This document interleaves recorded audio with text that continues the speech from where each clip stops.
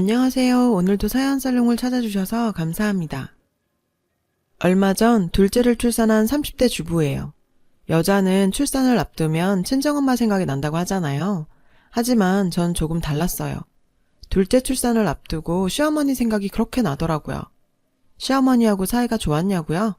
아니요. 오히려 그 반대였어요. 서로 눈만 마주쳐도 으르렁거리고 주방에서 같이 음식이라도 만들라 치면 10분도 안 돼 투덕거리기 일쑤였죠. 오죽하면 동네 사람들이 우리 고부를 보고 쌈딱 고부라고 불렀겠어요. 근데 희한한 건 서로 간에도 잘 싸우지만 둘이 편을 먹으면 더 잘 싸운다는 거예요. 남편과 제가 결혼을 할 수 있었던 것도 바로 이런 이유 때문이었고요. 남편한테 제 얘기를 듣던 순간부터 시어머니는 저와의 결혼을 반대했어요. 제 나이가 너무 어렸던 탓도 있지만 무엇보다 제가 놀던 애라는 게 이유였죠. 남편과 저는 검정고시 학원에서 만났어요. 남편은 국어 강사였고 저는 학생이었어요. 사실 제가 학창시절에 좀 놀았거든요. 중2 때 엄마 아빠가 이혼을 하시면서부터 공부를 포기하고 비슷한 처지의 친구들이랑 몰려다녔어요. 그러면서 사고도 많이 치고 결국 고2 때 자의 반 타의 반으로 자퇴를 했죠. 세상 어디에도 절 잡아주는 어른은 없었어요. 엄마는 이혼 뒤 연락이 끊겼고 아빠는 젊은 여자랑 재혼해 사느라 저한테는 신경조차 써주지 않았었거든요. 학교 선생님들은 교실에서 절 어떻게든 쫓아내는 데에만 혈안이 된 사람들 같았어요. 제 사정이나 얘기는 듣고 싶어 하지 않았죠. 하루빨리 자퇴서에 도장 찍고 학교 밖으로 나가기만을 강요했어요. 그 정점을 찍은 게 고2 담임이었죠. 어느 날 고2 담임이 그러더군요. 넌 썩은 글 같은 애야. 같은 상자에 든 애들까지 썩어버리기 전에 골라내야 하는 그런 존재. 그러니까 대학 갈 친구들 방해하지 말고 넌 나가서 네 하고 싶은 대로 하고 살아. 어차피 글러먹은 인생이니까. 그 말에 뚜껑이 열린 저는 자퇴서를 냈어요. 그리곤 속으로 결심했죠. 내가 반드시 대학에 들어간다. 대학 들어가는 날 합격증 들고 너 꼭 찾아올 테니까 그때까지 선생직 그만두지 말고 자리 지키고 있어라. 그날부터 저는 공부를 시작했어요. 검정고시 학원에 등록해 정말 죽을 만큼 열심히 공부했죠. 그때 제 곁에서 힘이 되어준 사람이 지금의 남편이에요. 제 꿈을 지지하고 버팀목이 되어준 첫 어른이었죠. 그렇게 3년 동안 공부에만 매달린 저는 2년 만에 검정고시를 패스하고 다음에 수능을 봐서 인서울 4년제 대학에 합격을 했어요. 남들이 보기엔 별것 아닌 일이겠지만 제 인생에 있어선 천지가 개벽할 만큼 엄청난 사건이었죠. 저는 대학에 합격했지만 고2 때 담임을 찾아가진 않았어요. 왜냐고요? 제 합격을 통해 전 글러먹은 인생이 아니란 걸 이미 증명한 셈이니까요. 그리고 썩은 귤은 제가 아닌 그 선생이란 것도요. 그런 썩은 애 풀풀 나는 인간이 내가 찾아간다고 해서 반성을 하겠어요? 아니면 사과를 하겠어요?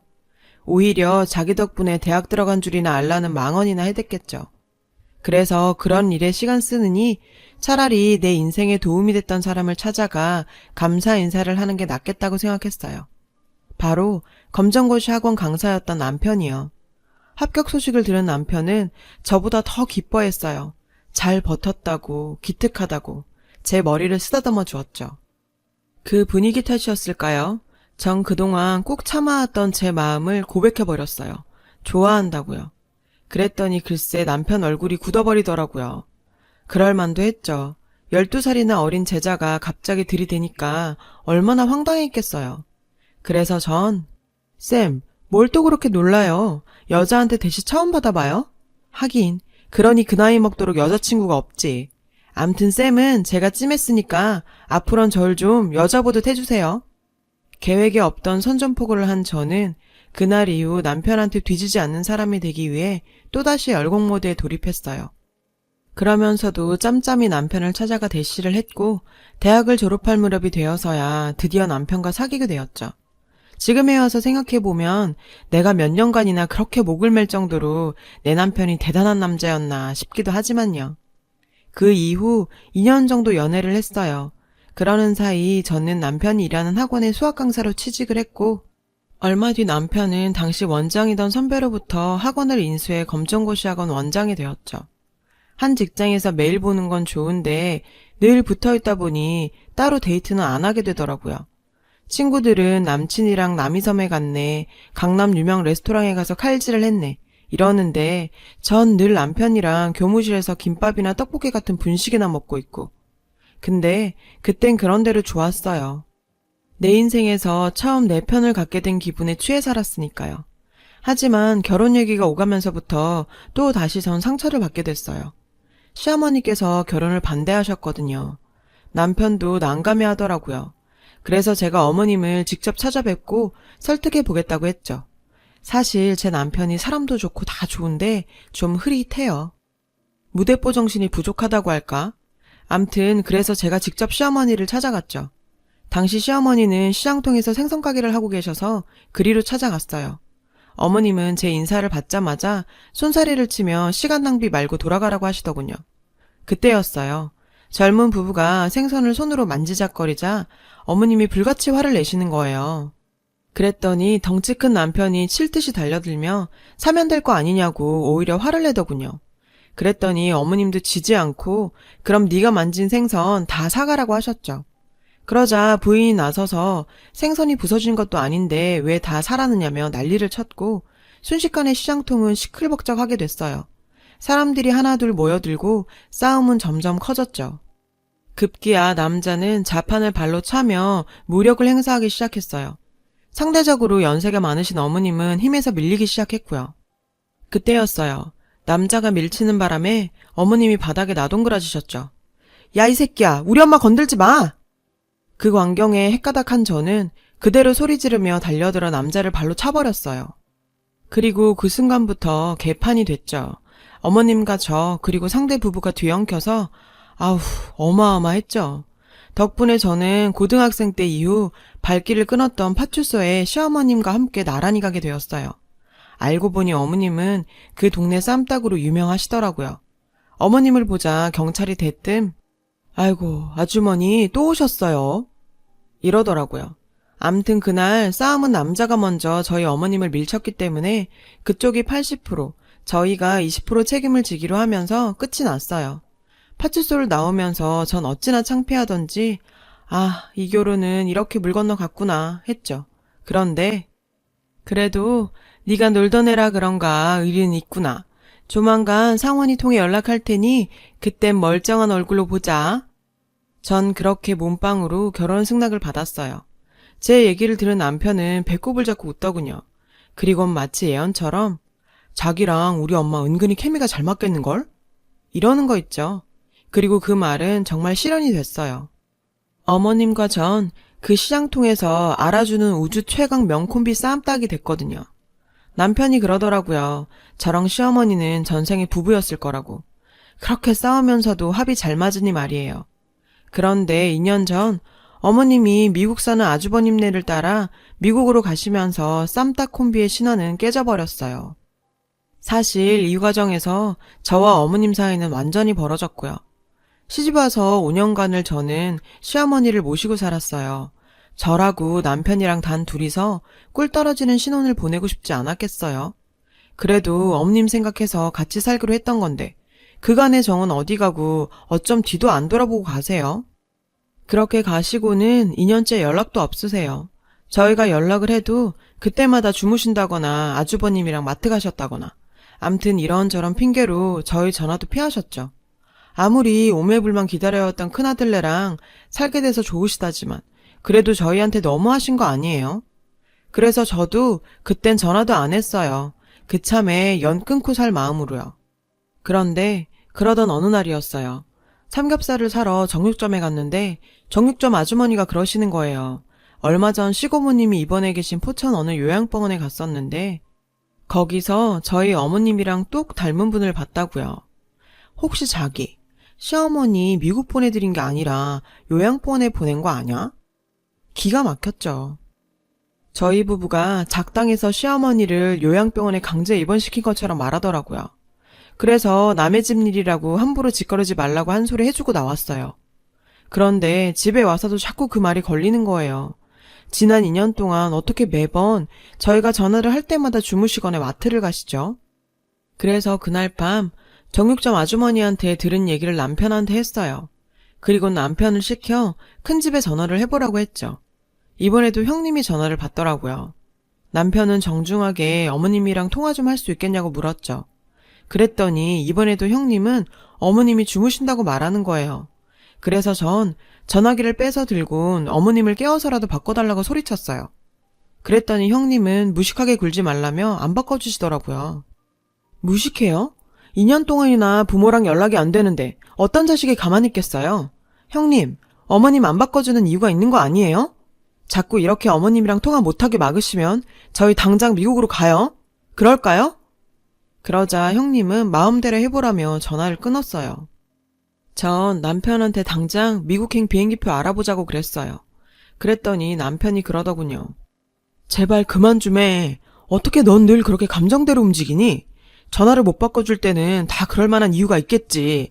아무런 형이랑 형수가 어머님을 두고 거짓말을 하겠니? 그리고 당신 임신 8개월째야. 그 몸으로 어떻게 비행기를 타?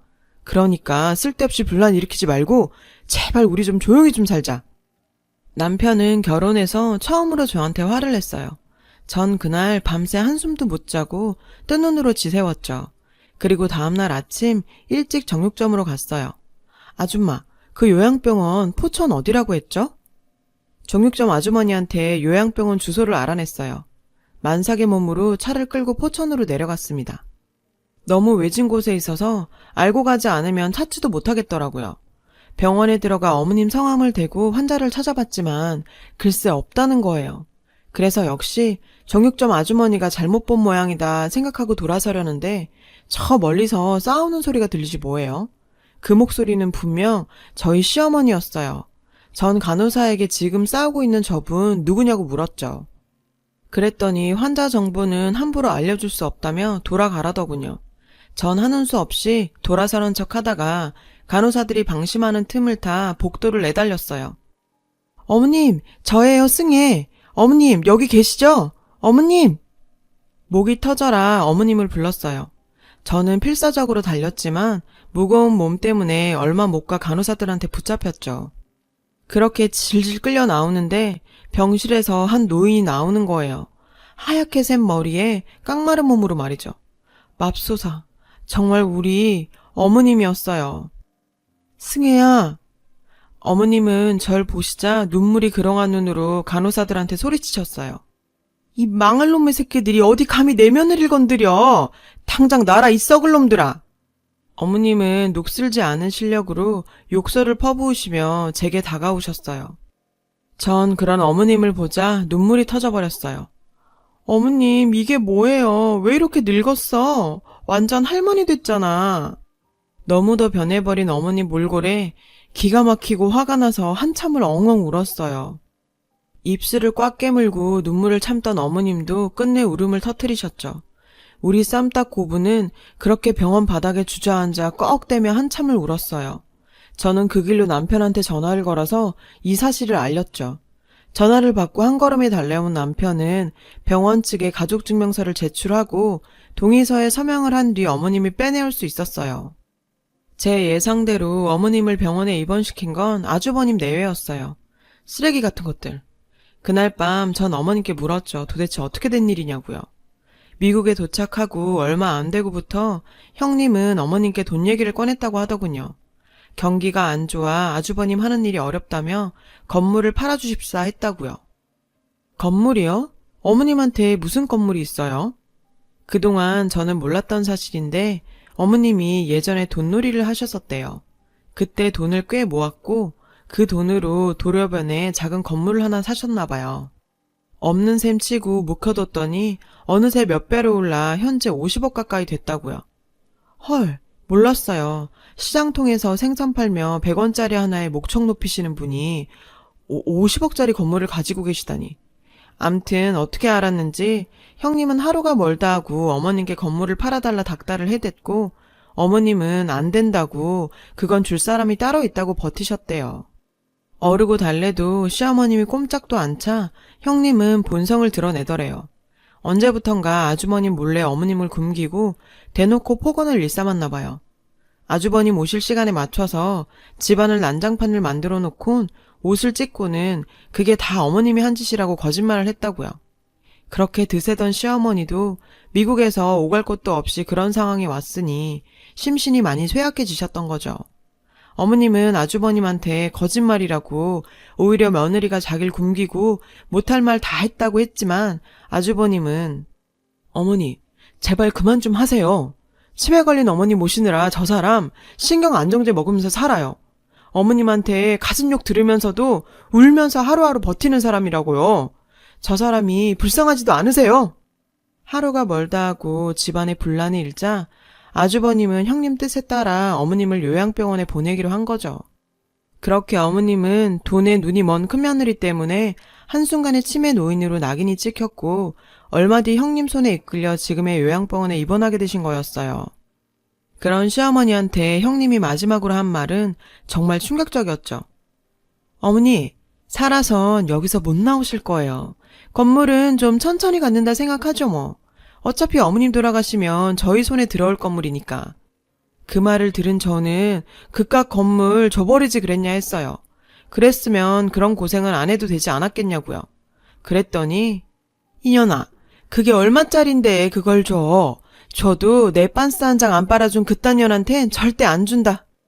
죽을 때 지고 갈 거예요. 그러다 거기서 쥐도새도 모르게 죽었으면 어떡해요. 큰아들이 같이 살자니까 뒤도 안 돌아보고 가더니 쌤통이다.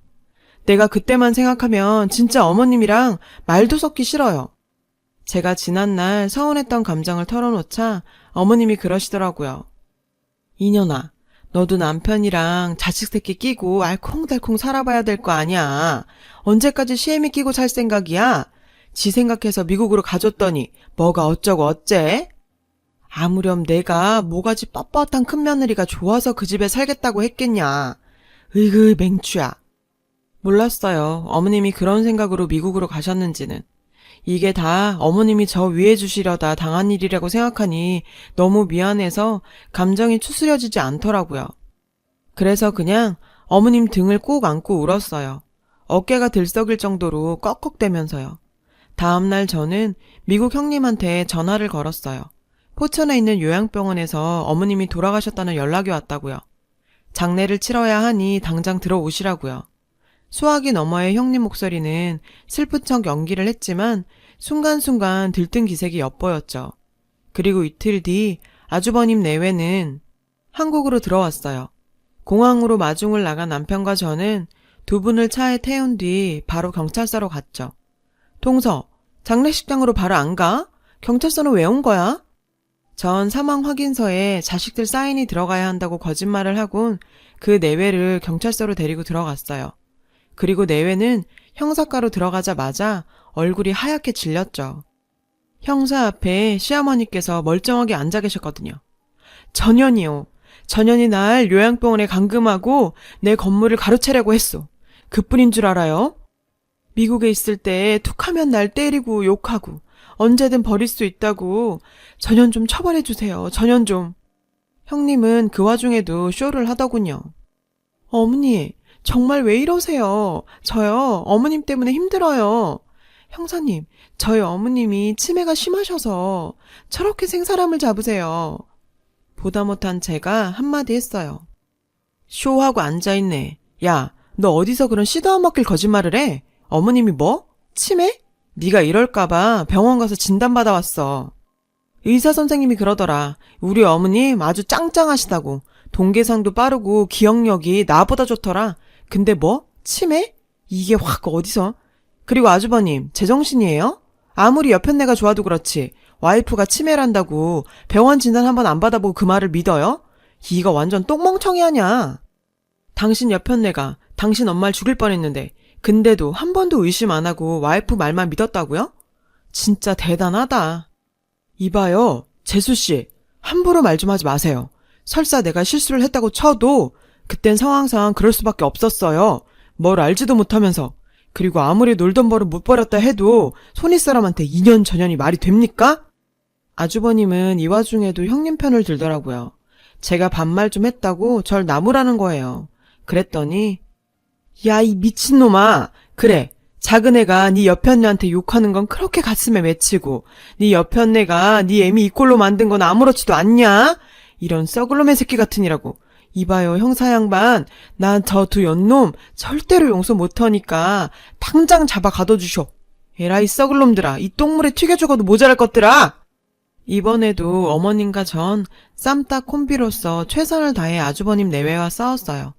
그날 어머님은 형님을 납치 및 감금, 폭행 등으로 고소고발을 했어요.